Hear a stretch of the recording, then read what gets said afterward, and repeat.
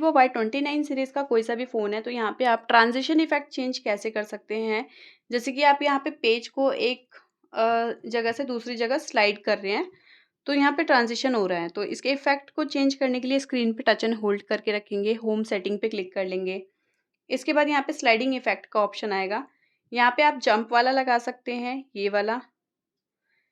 इसके स्टाइल को ऐसे करके आप चेंज कर सकते हैं। तो मैं यहाँ पे फ्लिप वाला कर लूँगी और इसके बाद बैक कर लेंगे। अब यहाँ पे आप पेजेस को ऐसे टर्न करेंगे तो देख सकते हैं फ्लिप के ऑप्शन में ये आपका स्लाइड हो रहा है।